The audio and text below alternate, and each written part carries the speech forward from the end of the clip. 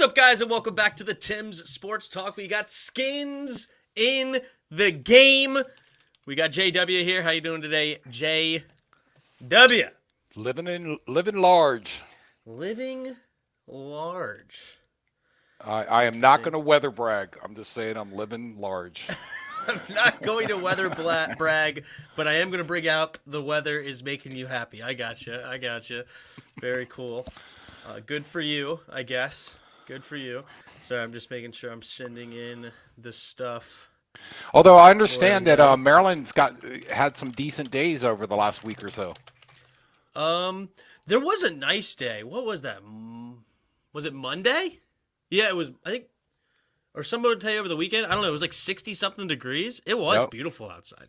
And me and Ruby and Selena went to the dog park that day and met some other doggies, and it was good. It was a good day. Well, all right. Well, we got a fun show today. Of course, we're going to be talking some Super Bowl. We got the Jimmy G potential rumors.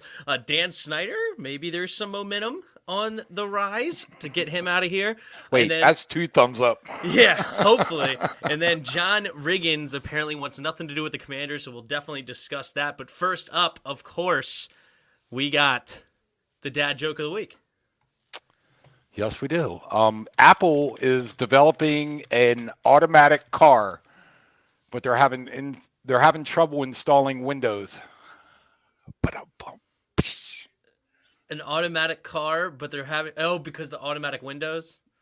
No, because Windows, Mac, Apple doesn't get along with Microsoft. There's a lot of levels of that. I was thinking too of like, you could go even a direction of like, we already have automatic windows, right? And it's an automatic car, but it's kind of like the watch that can't tell time because installed too many different things. There's actually that's a dad joke that has a lot of levels down to its core. But Porter, what do you mean by second? That he is second. That he's second in the chat. Oh. It's a YouTube thing. You're old. You don't get it. It's fine. I know. I'm old and crusty. But I ain't dead yet. You ain't dead yet. Fair enough. You guys see where I get it from now. He doesn't watch my streams. I say that all the time. It's actually a meme in my stream. I don't even know if you know that. But you see where I get it from. All right. What do you got this week? All right, hold on. I had okay. So what I got is 2 things related to just the overall Super Bowl. Mm-hmm. That the coaches in this Super Bowl are the youngest head coach matchup in Super Bowl history with a combined age of 74. Do you want to guess who the oldest ones were? The oldest ones, I know who I'm almost positive I know who the oldest ones were. Bill Belichick versus Pete Carroll. No, they're saying Arians and Reed are 131. Oh, that's a great one. Oh, I wonder how old Bill Belichick and Pete Carroll were when they went. But Arians and Reed, that is because they technically went later. I wonder do you have like the list in front of you, or is that just? I do not. This was just a snippet I got. I do not have the list. Okay, I'd be curious because Belichick. I can look it up and while Pete you Carroll. We're really old. Yeah, look up the 20. I think it's the 2014 Super Bowl with. Okay, Bill and why I Belichick. looked this up, the other piece of trivia I had was the Rams and the Bengals scored the same number of points in the regular season, 460. Precisely? Yes. Wow. So and I double checked this one. I went out on ESPN because I was like, that sounds suspect. But no, they both scored 460. Now the Rams beat them by 3. So there's that. So now they're ahead, yes. Yeah, there you go. Andy versus Bill did not happen because they're in the same conference. So that might be the oldest conference championship game. But no, Reed and Bruce Arians, that's a good one. I'd be curious how close Pete Carroll versus Bill Belichick was. But all right, what have I got? So you hear about Ryan Zimmerman retiring? I'm sorry, who retiring? Ryan Zimmerman, the third baseman so there was Love an interesting. Yes, he was a great player, a solid player, I should say, because this is going to be this is the topic that I'm bringing up here. So I saw Ref the District. If you haven't subscribed to Ref the District, go into the Googles, look up Ref the District. They do good stuff over there. Another Redskins channel or Commanders channel. And they wrote, with Zimmerman retiring, okay, him and Ovechkin, are locks on the Washington, D.C. Mount Rushmore of sports names or sports characters, I guess, or whatever you want to call it. First off, I'm just going to put this out there. I disagree. I don't think Zimmerman is on my Mount Rushmore, but I am curious, who is your Mount Rushmore of Washington, D.C. sports names, like sports personalities? So across the board. Across the board. It could be any team, any era, any place, anytime. Who is your Mount Rushmore? Your top 4 names that when it comes to DC sports. All right, I think number one has to be, and I'm not even sure I'm going to make it into baseball in all fairness, but I think Darryl Green. He's on my list. John Riggins is probably up there. I thought about him initially, but he got knocked off my list. Okay.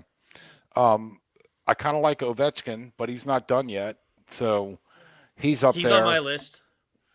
I agree with Ovechkin. He's been one of the top players in the league for so long, and then he did finally bring a championship. I think that he deserves to be, and he's like basically single-handedly make hockey relevant in this place. You know, like who in the world watches hockey other than for Ovechkin? It seems like.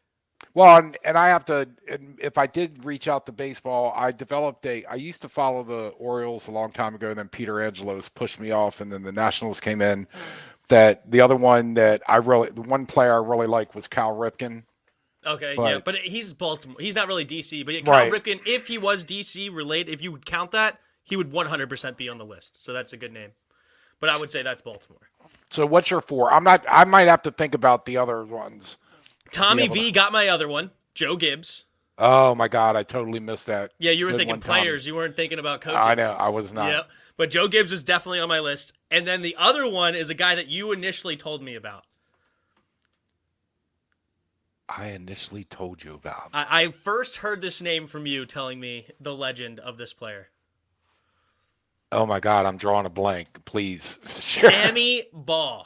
Oh, okay. Yeah, going Sammy way Baugh, back. He was considered the number 1 player of the entire decade of the 1940s. If you don't know who Sammy Baugh is, he's an old quarterback for the team. He won 2 national championships, including in his rookie year.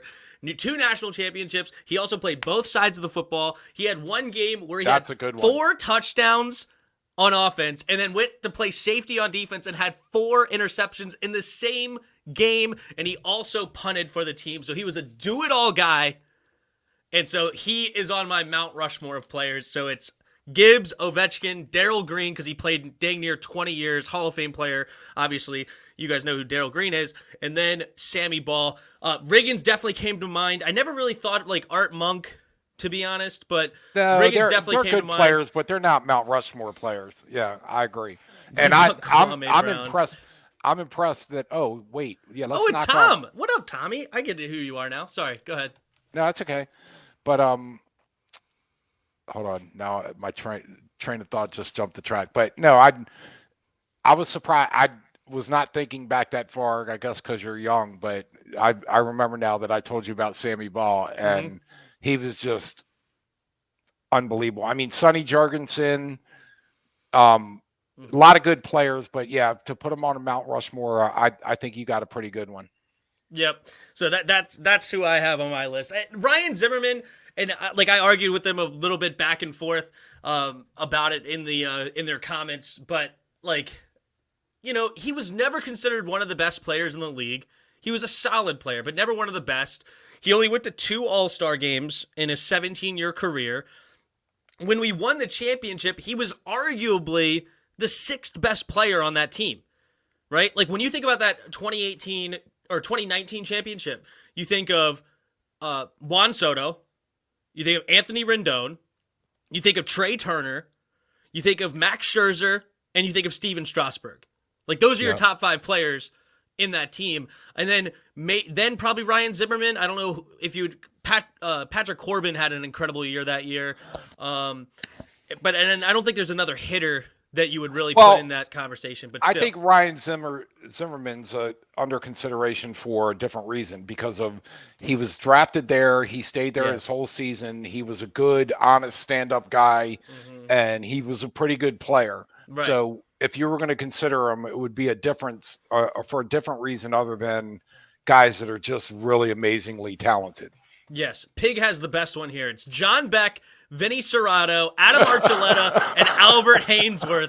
There's your Mount Rushmore. And honestly, that should be the Mount Rushmore because of how bad we've been for 30 years. So how pathetic DC. But you know what? It's not even DC sports anymore because the Caps have a championship. The Nats have a championship. The Mystics have a championship. Like the Terps have a championship. So there's a lot. There's actually a lot to root for in this town. It's just, the most important in all of our minds, Washington Redskins, now Commanders. They've been terrible for so long, but that's a good one for sure. Archuleta was awful. The guy who made the Commanders chant. I think that was the doc. The guy who made you heard about the Commanders chant, right? I have not heard this. You haven't seen this?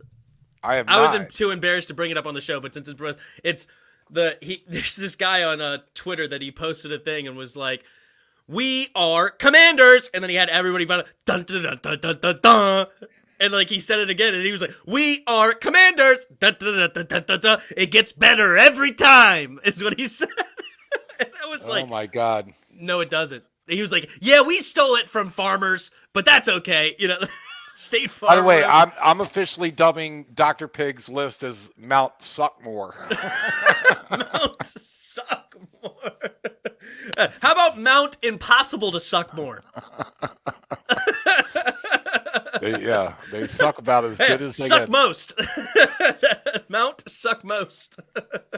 What did Vinny Serrato say? Relax, we know what we're doing, so don't panic.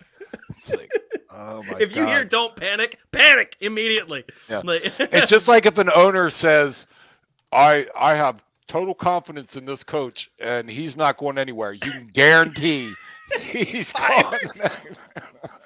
Yeah, good old Trump, you're fired. Right? Yes. You're done. You're fired. That's awesome. My God. All right. Well, that was fun. I'm glad I brought that up. Yeah, no, as far as Ryan Zimmerman, he is tied for 175th in history with the most home runs. But so it's like, I just don't know if I'd put him in that Mount Rushmore at all. But I do understand the argument of first player ever drafted for the team, stayed there 17 years, was clearly a hit, like a good player. So it was a good pick. So there you go. Tommy V saying, salute to us that we could do this together. Thanks for stopping by, Tommy. Appreciate it. Make sure you hit that like button before you roll out. I know you're a Jets fan, so you don't care. But we're going to be talking some Super Bowl. Okay, one other thing go ahead. before we move to the Super Bowl. No, I just thought that I was looking through my notes. You see who Minnesota signed as their head coach? Kevin O'Connell, the old Washington OC under All right, what's his name left? We're not going to have to. Are we going to have to live through another? And look, I'm not getting into the how did we miss this? Well, he's a little bit different. I think he left in like 2013 and didn't get, went bounced around and then became a head coach later. And to somebody's point that I read, they said every head coach was a coordinator somewhere else at some point. So it's not like he left and the next year was like some other team went, oh, we got our head coach.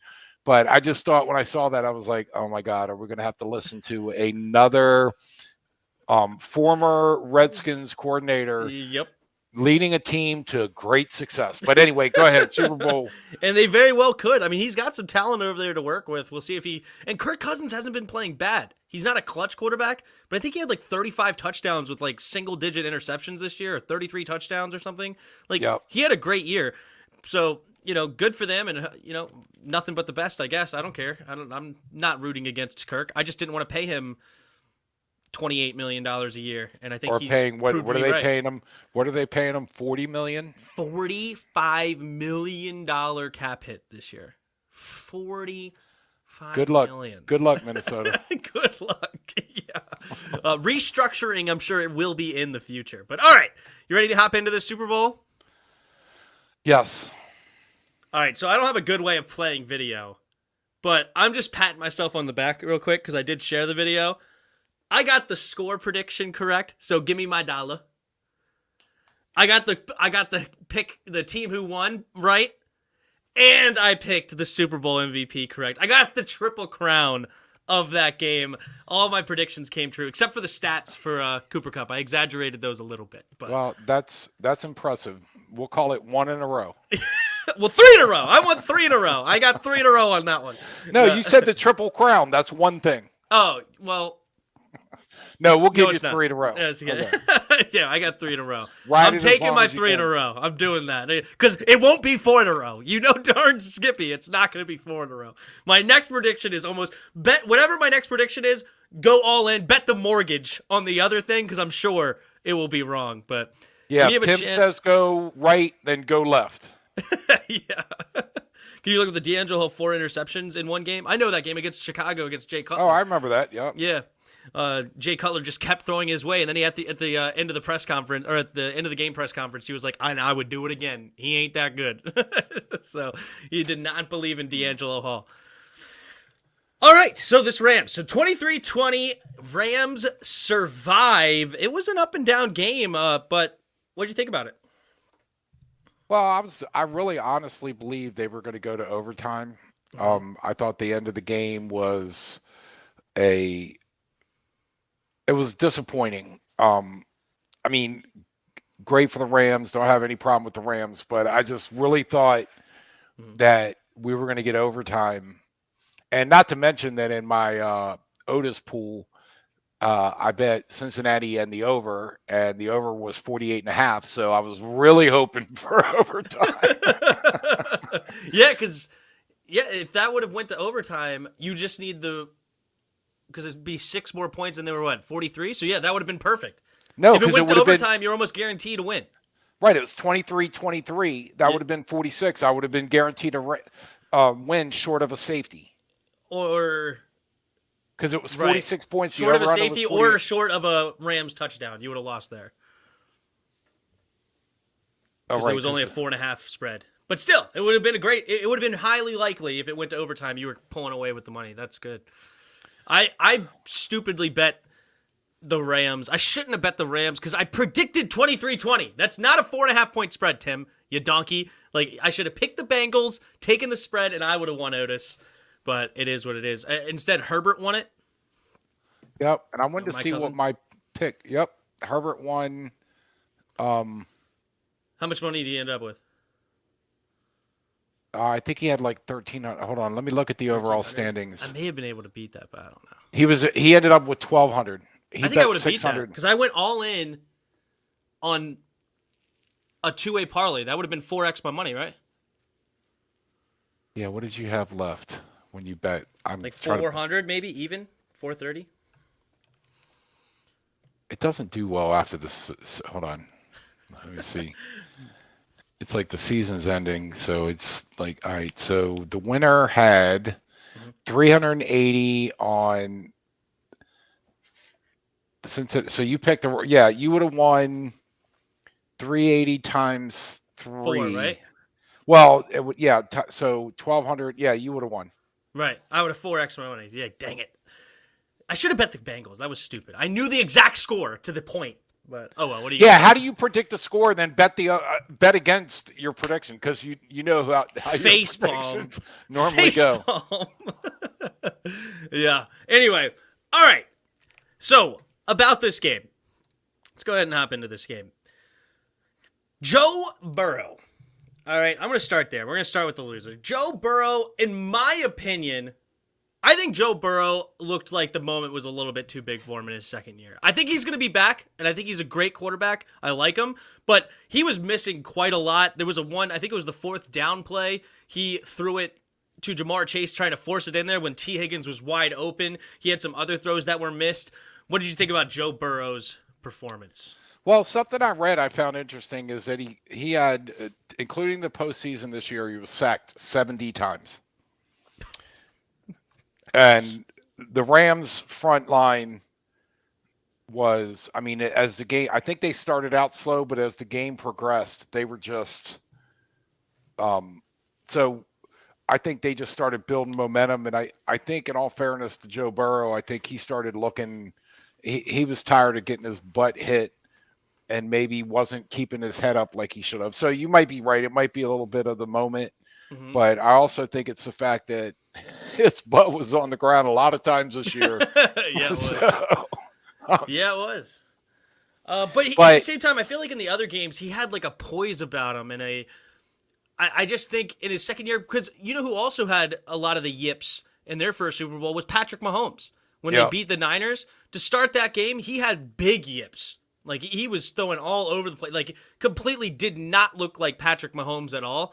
And I think that's kind of what Joe Burrow did. But he's going to learn from it. He's one of the hardest workers in the league now that Tom Brady's out. He has the Tom Brady mindset.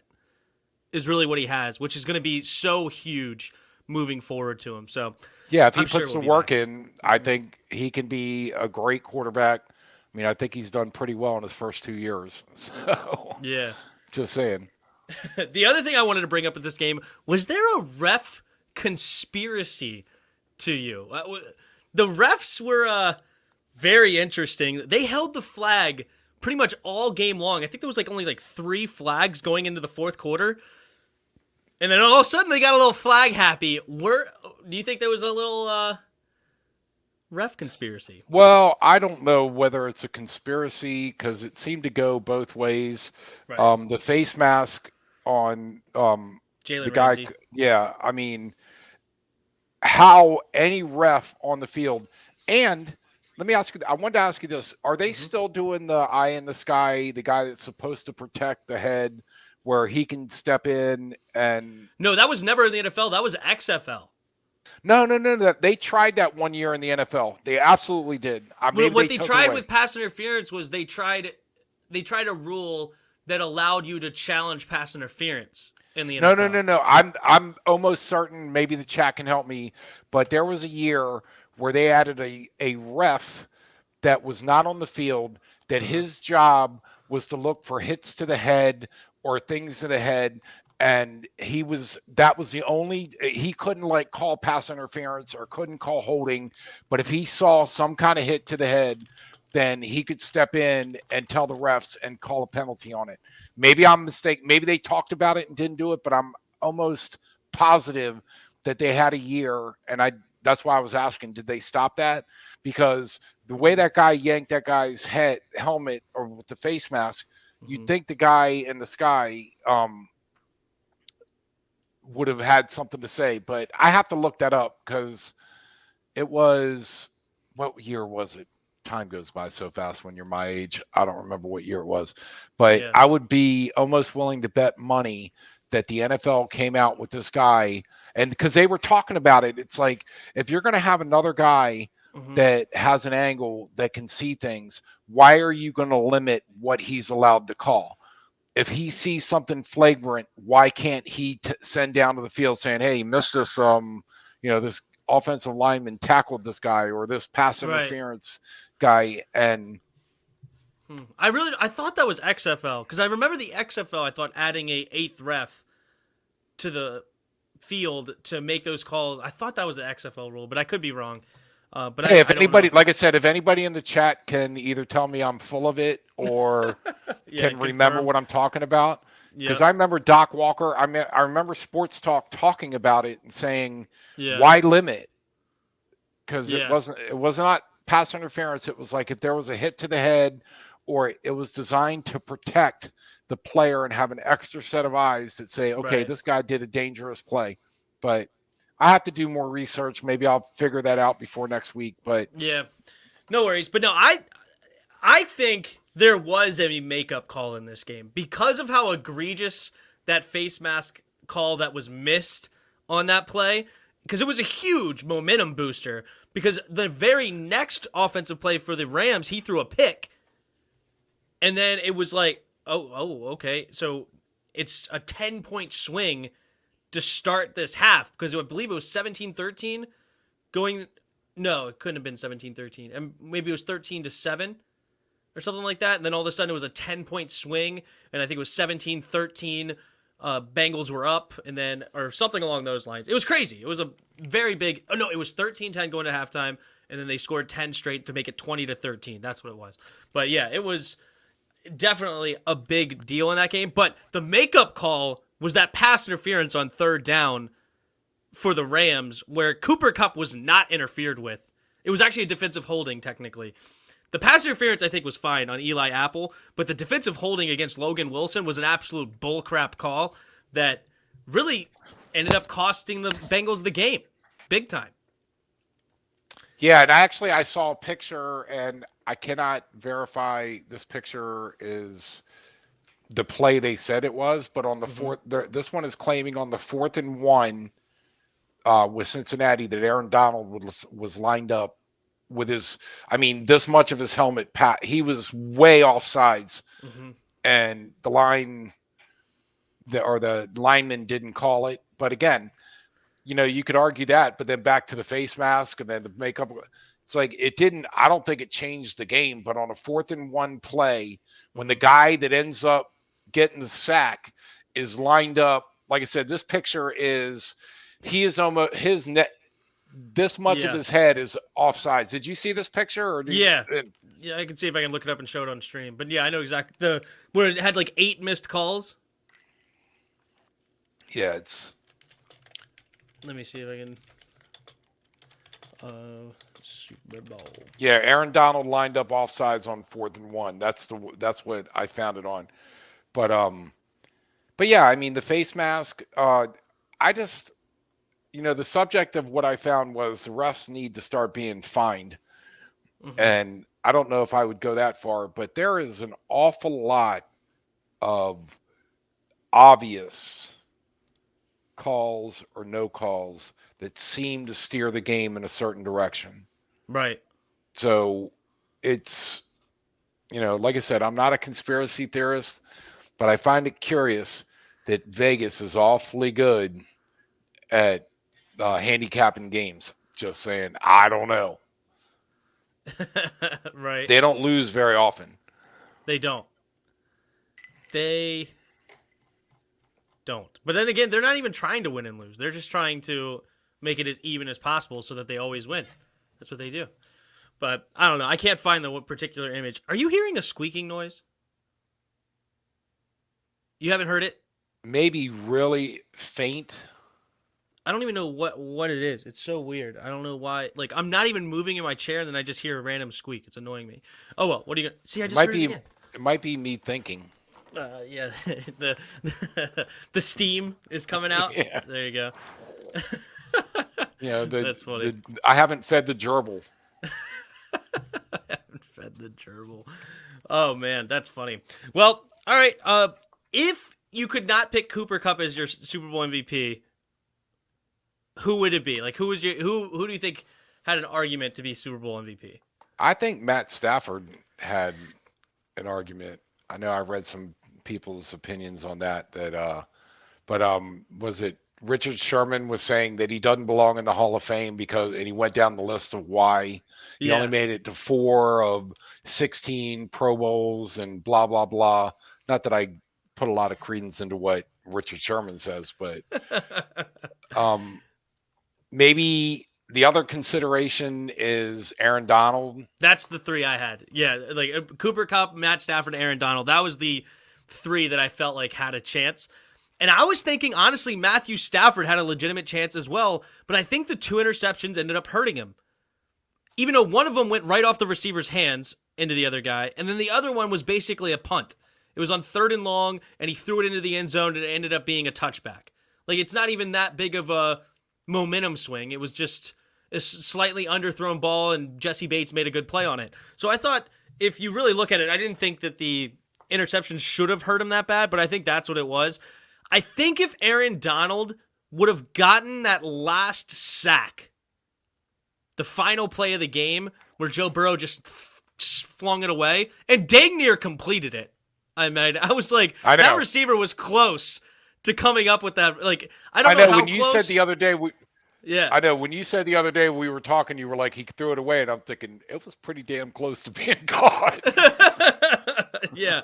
Like it was in the area for sure. But if he didn't get that ball off and it ended up being his third sack of the day, he would have had a very tough argument, especially with the game-ending sack on fourth down, because that's, I believe, why Cooper Kupp got it. It's not like Cooper Kupp's stats were that unbelievable. It was good today, 8 catches, 92 yards, and 2 touchdowns, but it's not knock your socks off great, but he had the game-winning touchdown, right? Like, that was the one that put them over. So, and I think he also had 4 of his catches came on the final drive or something like that. 3 of his catches that were absolutely massive, including the touchdown. So I don't hate that Cooper Kupp got it by any means. I predicted it. So there you go. But I thought Matthew Stafford had a very legitimate argument. But when I put the poll up on my chat, nobody was voting for him. It was like almost 50-50 Cooper Kupp and Aaron Donald, and 0 people voted for Matt Stafford. So I guess we're on an island. But as far as Matt Stafford into the Hall of Fame, that is an interesting question. It's a very, but now that he has a Super Bowl, with the Super Bowl and all the stats that he does have, he is a part of the 2 greatest wide receiver years of all time. Like, we haven't even talked about Cooper Kupp's year yet, where Cooper Kupp, if you haven't heard this, he had the triple crown of receiving throughout the regular season. He had the most catches, most yards, and most touchdowns in the regular season. Then he had a offensive player of the year that he ended up getting, and then a Super Bowl MVP. He becomes the second receiver to ever have those in a career, let alone a single season, and the other one is Jerry Rice. But anyway, with Matthew Stafford being a part of that year and Calvin Johnson's year, right? Yeah. And he was on a team that did not have a single 1,000-yard rusher the entire tenure that he was there. That's insane. Yep. We've had a few 1,000-yard rushers in that time, and we're not even that good. So for a 12-year period to not have a single 1,000, he did not have the help around him to be a top-notch quarterback consideration, because he wasn't winning games, but he also just had a terrible organization around him. Well, so, that doesn't help. By the yeah. way, I sent you. I did a search too, dear boy. That I found 4 or 5 websites that mentioned was Aaron Donald all sides, but not one showed the picture. So I sent you a link, an email. I don't know if you can pull it up. Yeah. This is what I saw on Facebook, which is supposedly the picture down the line. If you can post that. But yeah, I was like, all these, the Spun, going to Daily Caller, all these are like, was Aaron Donald offsides? And I go to the link. Here it and is. Yeah, this is the one I saw. Yeah. But no, go ahead. Sorry. No, I'm just saying that there was like 4 or 5 places that mentioned it, but when you go to their site, here's the highlights of the game. It's like, no, I just want to see the picture. I just want to see the picture. Was it? I mean, don't ask me a question and then say, oh, here's the highlights of the game. It's like, no, I want to know, does he look like he's all sides? Like I said, this isn't ticky-tack. He's near the center and his head is over the ball. Right. So can you see what I sent you? Yeah, but it's like Facebook's being weird right now. Hold on. There we go. Okay.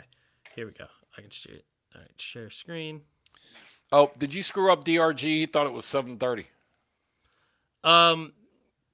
Dad has a weird schedule. Blame it on him. No, I was kidding. We do need to nail it down to a specific time.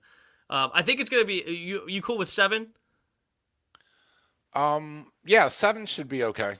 Yeah, we're going to do it 7 Wednesday nights, because I do agree. Having it where everybody knows when it's going to start, 7 o'clock is when we started 7 o'clock tonight. I think we're going to stick with that one. But anyway, all right, here's the calls here. I could probably zoom in a little bit. But that is funny. I'm zooming in and it's getting smaller. I know. Oh, gosh. Now this is happening. Okay, this is as big as we're going to get. Did you see that? I'm zooming in and it's getting smaller. That was ridiculous. I saw that. Anyway, okay. So, yeah, the refs need to start being fined. Yeah, here's Aaron Donald over the ball. Clearly not onside. Definitely a neutral zone infraction. This pass interference was not called in the game where he grabbed his shirt. Even though I think this is kind of a misleading picture. If you look at it in real time, like, I don't think he impeded him rushing or running at all. Like, I don't know. I feel like this right here would have been a bit No, ticky-tack. but that's exactly the point I was making earlier is Yeah. that call right there. You can make an argument that it shouldn't be called, but they can call it and you can make an argument that it should be called. So Yeah. it's either a penalty or it's not. It doesn't matter what game it's in. It's either like offsides. You're either offsides or you're not. And if you're offsides, call it. Doesn't matter if it's 10 seconds left in the game. Doesn't matter if it's 5 seconds into the game. Doesn't matter if it's preseason.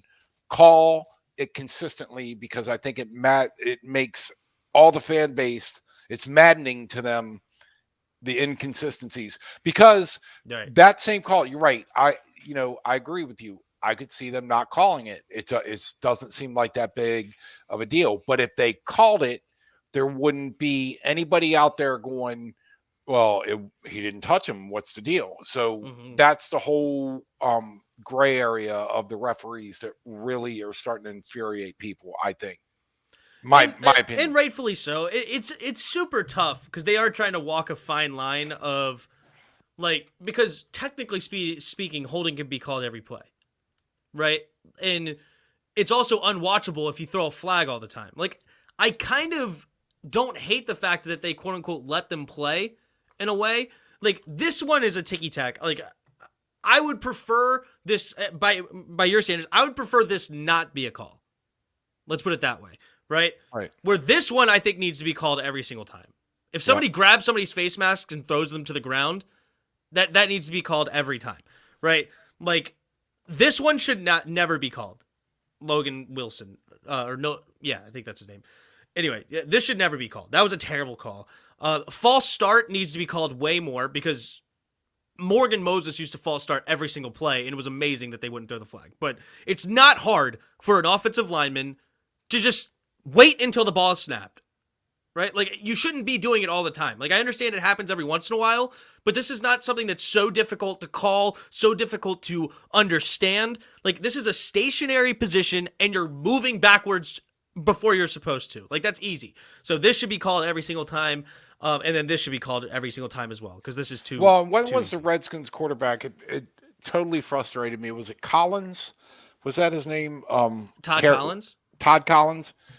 That he got up behind the center and he leaned over and he stood up and they called a false start.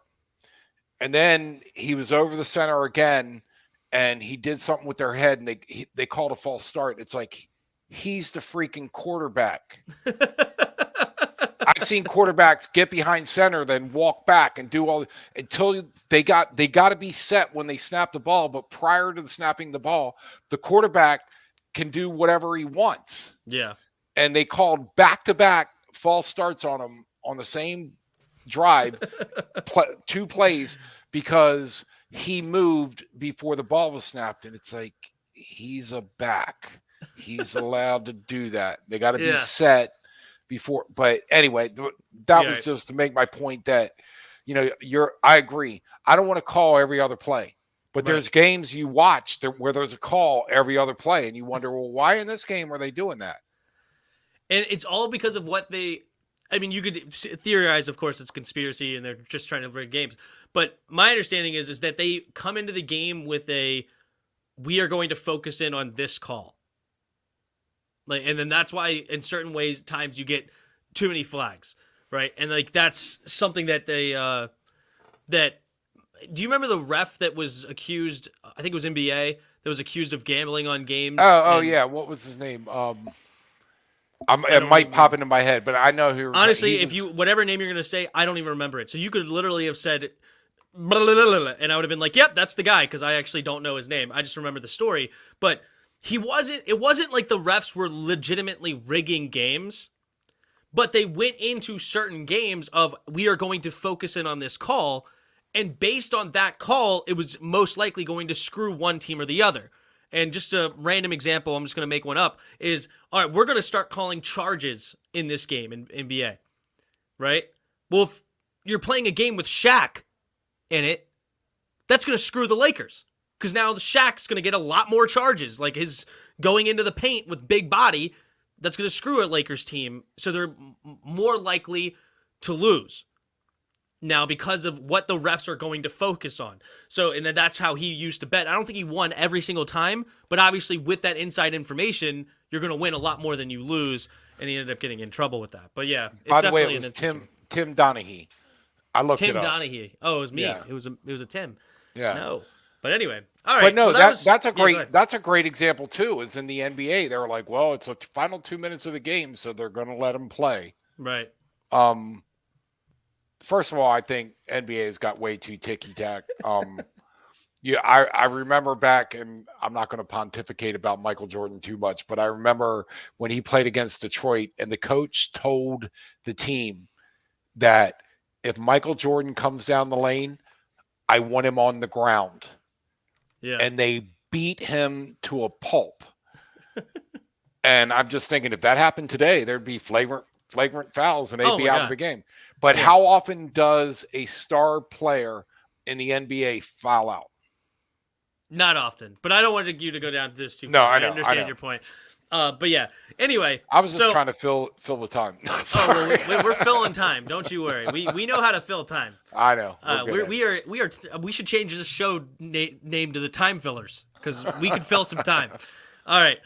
No. All right. Let's go ahead and hop into some Washington topics. Great Super Bowl. I thought it was a good Super Bowl overall, actually. But before we ended, did you like the Super Bowl overall? I did. I thought it was a very competitive game, and it came down to the wire. I thought it was an exciting game, so that's good. I have one more piece of trivia about the Super Bowl that and we'll move on. Perfect. And we move on. This is the second time in Super Bowl history that two number one picks faced off against each other. The second time? The second time. Do you know who the other ones were? No, but I'm gonna. I can give you the year. Hold Would on. that be too obvious? Well, hold on. You could give me the year if I don't know it. So 1 second here. Let me think. The two number one overall picks faced off against each other. Oh, I know. Peyton Manning versus Cam Newton. There you go. But got it. So only the second time in Super Bowl history, two number one quarterbacks. I thought that was interesting. But and it's go only ahead. the second time in the last 8 years or whatever as well. I know. But it is more quarterback. Maybe the scouts are getting better. Maybe. All right, let's hop into some Washington topics. Here we go. Worst case scenario might be on the table, in my opinion. And apparently it's rumored that an NFL executive said that Jimmy Garoppolo could be on the move to Washington if Washington were to deem none of the rookie quarterbacks good enough to be a franchise quarterback. And he said that they could justify, even though he didn't think that Jimmy was worth a first-round pick, but they could potentially justify it with that information. What do you think about that information? What do you think about that? I personally wouldn't give up a pick for him because they're going to let him go. Right. They're already moving on. So why would you give him anything unless you're trying to beat if there's like 6 or 7 teams that are interested in him, then you offer him something. I say let him go and then talk to him. If you're going to pick him up, Don't give up anything. I heard somebody say that he's a game manager like Alex Smith, and I disagree with that. But no, I wouldn't give up anything. And if somebody else scoops him up while you're not looking, oh well. But if Alex Smith had 2 games in a row with 0 touchdowns and 1 pick in each game, they wouldn't have won 2 playoff games. Okay, he is not even a good game manager. He is terrible in so many ways. I actually chuckled when I saw that, but you see a lot of weird things out on the the internet. Right? Yeah, a lot of experts. I'm like this. That's literally worst case scenario. Like, there's not. I would rather roll with Heineke again before I trade for Jimmy Garoppolo. 100%. And I don't want to. I feel like when I made my video earlier this week on that, I feel like some people in the comments made it seem like, no, don't run with Heineke. Like, Heineke sucks. It's like, I know that. I understand that Heineke is not good. Yeah, like, he's not saying that's the best choice in the world. It's that. It's just I would rather do that than trade for Jimmy G, because I said in my video, I'm like, there's other ways to tank without throwing away your first round pick. Like, you don't need to throw your first round pick to lose games. Like, that's not a necessity. So yeah, I hope that they do not do that. That would fireable offense. That's the absolute worst case scenario. But if anyway, they trade, I'm going to tell you right now, if they trade for Jimmy Garoppolo with a first, well, I can't even tell you what I'm going to do. If I'm by myself, I'm probably going to scream. But I'm afraid with all the ineptitude of this organization that they might even offer a first and a third. Anyway. Multiple picks. Multiple picks. Oh, then we should be in the Super Bowl every year because he's a great game manager. Oh gosh, yeah, multiple picks for Jimmy G. Only us, and then we'll extend him for 150 million. Oh yeah, guaranteed. Yeah, $120 of it guaranteed for Jimmy Garoppolo. Yeah, obviously making us beg for Kirk Cousins back. Can we please go back to Kirk Cousins? Please, we'll pay him $35 million a year. Oh, this is a sad time of the year that all we have is to delve into the deepest recesses of the Redskins. But anyway, move along. Speaking of digging deep into the depths of how low Washington can go, Dan Snyder, though, could be forced to sell the team. There apparently is some rumors that this might actually have some legs, and this may have led to some interesting things, because I had said beforehand that this could potentially happen. But here's what is being reported, according to Mike Florio, which Mike Florio sucks, but that's all we got. He says that he talked to some people, and some NFL owners are actually starting to get the feeling that Dan Snyder should no longer be the owner of the Washington football team. It was also reported that Beth Wilkinson's investigation, if there was a report that was going to be written, apparently she never wrote a report, but if she were to write a report, it was coming out that she would have suggested that Dan Snyder be forced to sell the team. There's Congress is trying to force the NFL and Washington to have to give up the information of the investigation, because right now that Washington is holding that close to the vest. It's interesting that this may have some legs, but what do you think about that? Do you think it has any legs? Do you think it's possible? Well, this is why I don't think it's possible. I actually read this today in the Wall Street Journal that the Dallas Cowboys in 2016 paid $2.4 million in settlements to the cheerleaders over a 2015 incident in which a top executive was accused of being in their locker room with his cell phone out while they undressed. So I think that if Dan Snyder is singled out and pushed out of the league, there's going to be, and I told you this before, I'm hard pressed to believe that the Redskins locker room was the only place this happened. Mm-hmm. And if they end up trying to force Dan Snyder out, Dan Snyder knows a lot of people and is really good friends with Jerry Jones, and he's going to go, nuclear on the NFL. And so I remain hopeful, but no, not with the Dallas. If the Dallas Cowboys are involved in the same type of crap where they had executive in the women's locker room with his cell phone out, and this is the first. Did you hear about this before? This happened in 2015. I don't remember, but I had the same thing here. I didn't know if this was something new or if it was ESPN obtained a copy of the May 2016 settlement agreement. So maybe this is just brand new where they have just obtained. Like, I feel like I remember something with the cheerleaders back then, but I don't know if this settlement actually came out. But no, what I remember, sorry to interrupt you. What I remember from Dallas Cowboys was the RV where the cheerleaders were in it and the stuff that happened in the RV. Do you remember that story? Where maybe that is what I'm thinking about. I feel like I do kind of remember that one. Yeah, that's a little bit different where it's a party atmosphere and a bunch of stuff's going on and Jerry Jones is in there. You can, right or wrong, you can argue it. But if you have an executive in the cheerleaders' locker room filming them while they're undressing, that's a little bit different. Right. Apparently, the accusations, Well, apparently they weren't proven to be confirmed. Because just because you settled, it's Jerry Jones. yeah, but just because you settled does not mean necessarily you were guilty. But at the same time, I don't necessarily believe that they were innocent either. So I'm not making one way or the other.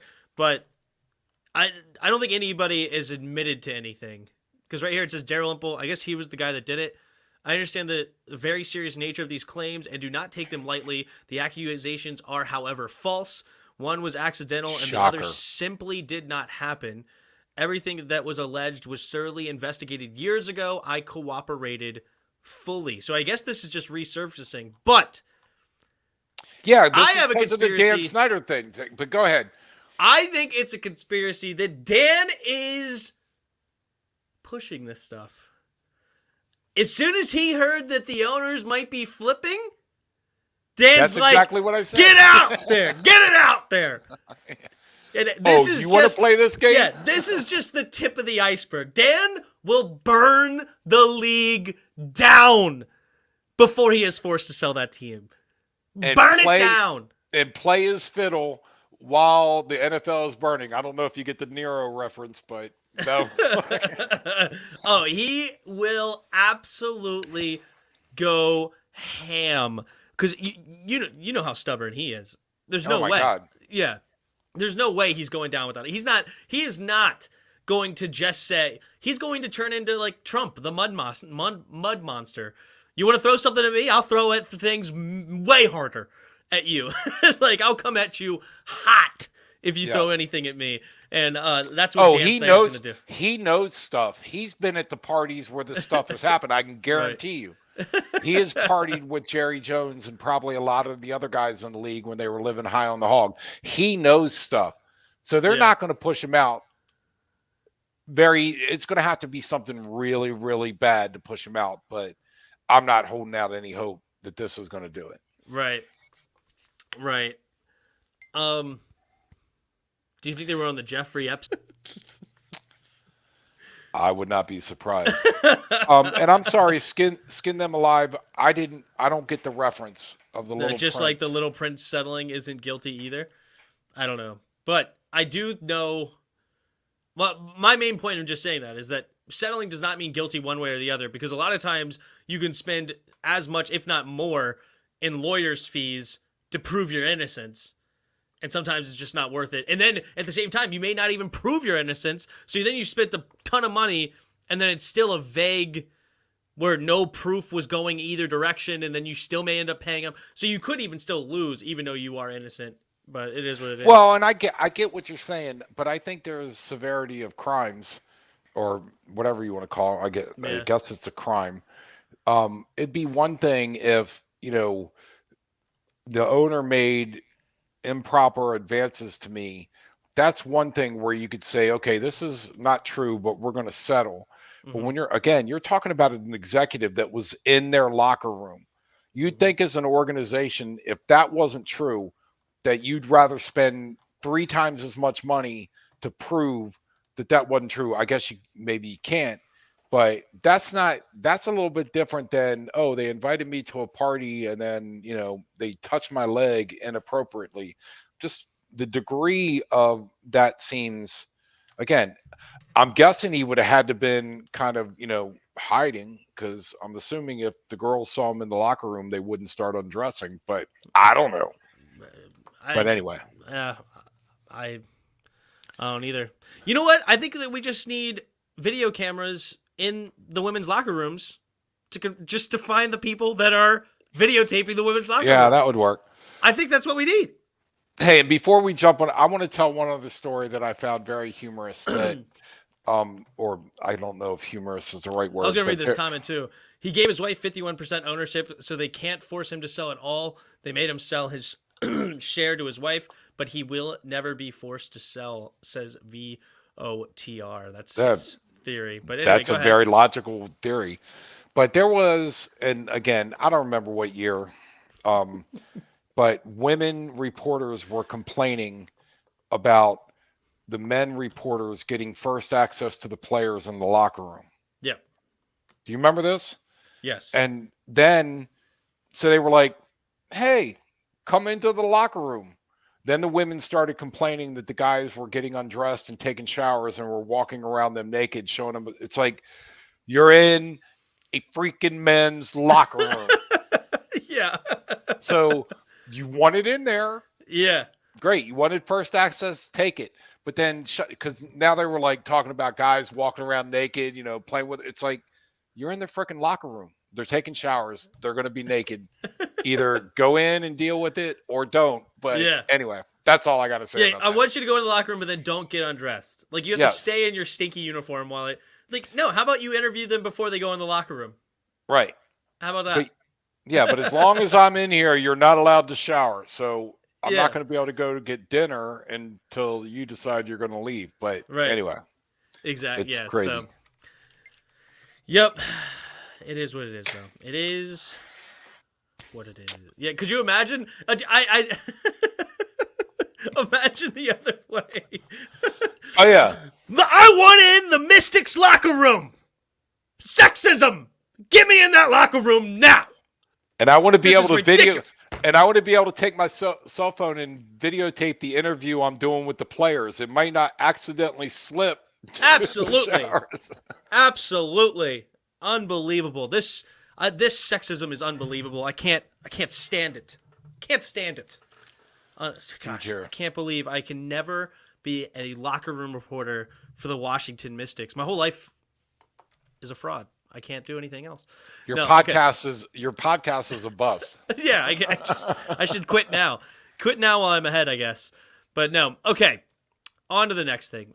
It's not a theory. The NFL punished Snyder last year and forced him to step back. Do you think a billionaire doesn't have attorneys? I own companies as well. Any attorney worth his salt would advise.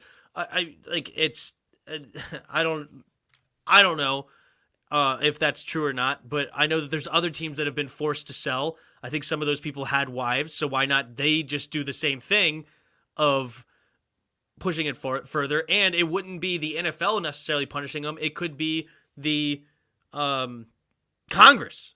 Like, it could be a whole nother step above the NFL, but I don't know. Right. What was the NBA owner that had the mistress on the side that was showing up to games with black eyes? Yeah.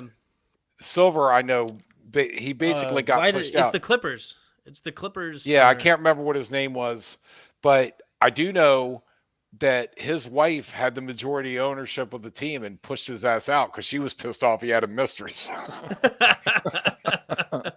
Oh, that's funny. So, but I do get VOTR's point that he's pushed it over to Tanya. Yeah. It is Tanya, right? Yeah. Yep. And that now she's running the show. Right. So I really am struggling to remember this guy's name, and that's bothering me. Oh my Keep God. wanting to say like Sharp or something, but it's not it. But anyway. I think it's an S word. I think doesn't matter. Who cares about him? He sucks anyway. All right. On to the next thing here. So it was reported that John Riggins said it himself on his podcast that he did not want to be on the Commanders uniform. So his name was apparently pulled from the Fanatics website for him on a Commanders uniform. And he says that he feels completely disenfranchised by the new name. He doesn't like that it took 2 years to come up with the Commanders. He doesn't like the idea of he was invited to the new name ceremony, and he's like, absolutely not. And he doesn't have any ill will to the other players, but he did say that he has thoughts of why in the world would you go to that? You're going to your own funeral. Like, that makes no sense. And it's by the way, good show. By the way, see it. Thanks, VOTR. By the way, it's Donald Sterling. I looked it up. Donald Sterling. There you go. That's it. But anyway, sorry, I didn't mean to jump in there. But no, you're fine.